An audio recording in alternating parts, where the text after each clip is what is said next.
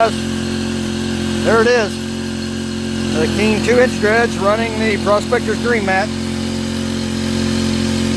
Honestly, was a little hesitant. A few installation issues, quirks, but I'll go over that in just a moment. Let me go ahead and shut this down. I'll show you. So, real quick.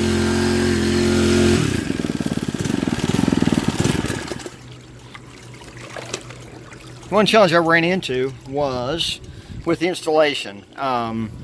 Keene has the bar, which generally underneath of this bar is the piece of Miracle Mat that's on top of, I'm guessing, 6'3" aluminum.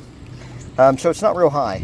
So what I did is I tried to actually stuff the whole thing underneath of there just to see, but it actually had the jet at what I think to be too much of an angle. It was just coming up. It was canted too much. So I wanted to soften that out quite a bit. To do that, what I did was simply, there's a lip that actually comes. It's this lip right here on the other end. It's very similar to this. If you notice, it's of course got that edge. So I just ran a utility knife down this edge. Well, let me get the camera on it. Down the edge, and then I trimmed this, the thickness of the Miracle Mat that came with the with it. As you can see, I actually had two holes that I drilled because I was trying to put it all the way under there and use the two bolts. I'm thinking, man, for clean out, forget that. That's going to be horrible for disassembly in the field. Not going to do that. So I'll just fill those in with hot glue when I get around to it or whatever. It don't matter. But you can see right there where the edge was trimmed down.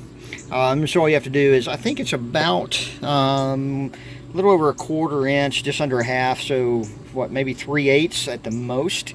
So just trim it off, and if you just use that lip right here as the as your sort of your guide, run your utility knife, sort of this way.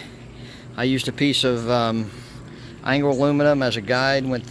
Put the Miracle Mat up to it, measured it, drew my line, and just cut it straight across, and then straight down this way.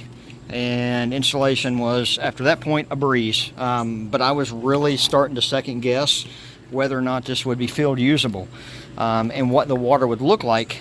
Well, I wasn't even getting that far. I'm thinking, man, if I can't get this thing in and out very quickly, then there's really no reason to do it.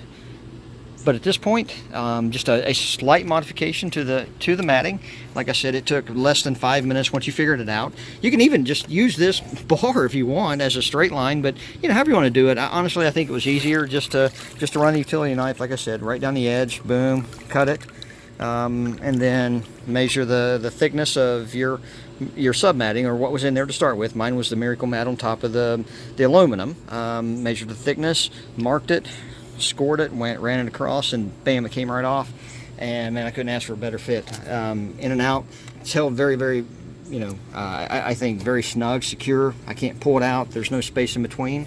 So now, what I'm thinking about doing, I'll be honest with you, is actually taking a table saw, or running this with a table saw, and creating about a 1/4 inch gap or 1/2 inch gap down through here.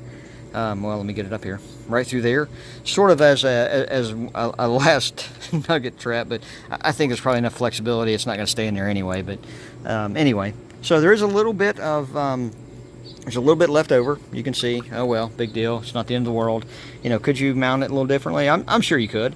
I wanted to do it as simple, as easy as possible for field use, but I'm going to start it up again and let it just sort of idle and bring some of the water out nice and slow, so you can see some of the action.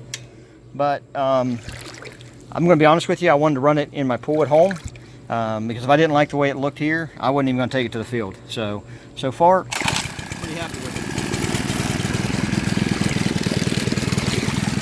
So without killing it, causing a great degree of water flow, you can get an idea of what she looks like coming down through there. I think the action looks really good, nice and flat. Hey, check it out, there goes a leaf. I guess found the leaf in the pool, so whatever. All right, we'll kick it up a little bit and you can see what's going on.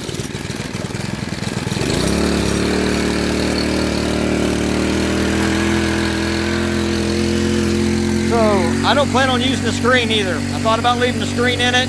I don't think so. I think I'm just going to let it run like that. I think that's going to work good enough. we'll see. So I don't use the side clamps, guys. I don't think anybody really does. I use a bungee cord just for quick and easy. I do have to tape up a few of the holes, big deal. Not the end of the world, but anyway, you get the idea. So that's it, man. That's my Keene run.